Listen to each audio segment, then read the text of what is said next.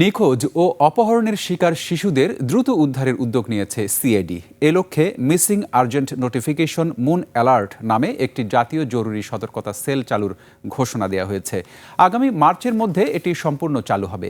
এই অ্যালার্ট সার্ভিসের সঙ্গে যুক্ত করা হয়েছে টোল ফ্রি হেল্পলাইন 13219, যার মাধ্যমে সব সময় হারিয়ে যাওয়া শিশুদের বিষয়ে তথ্য প্রদান করা যাবে। বিস্তারিত জানাচ্ছেন হাকিম মাহি। বাংলাদেশ পুলিশের অপরাধ তদন্ত বিভাগ সিআইডি ও অ্যাম্বার অ্যালার্ট ফর বাংলাদেশ এর যৌথ উদ্যোগে সকালে সিআইডি সদর দপ্তরে সংবাদ সম্মেলন। এ সময় সিআইডি প্রধান মোহাম্মদ সিবগাতুল্লাহ বলেন, নিখোঁজ ও অপহৃত শিশুদের দ্রুত উদ্ধারে উদ্যোগ নেওয়া হয়েছে।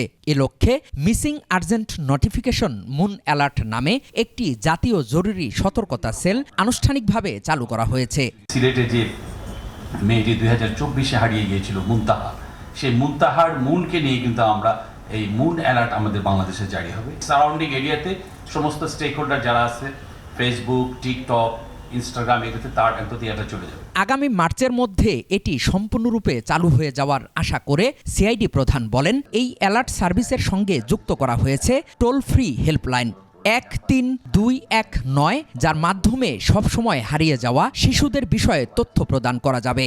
আমরা চাই যে বাচ্চারা যেন উন্নত বিশ্বের মতো পুলিশকে যেন আপন করে নিতে পারে, পুলিশকে যেন তার নির্ভয়ে কথাটি বলতে পারে।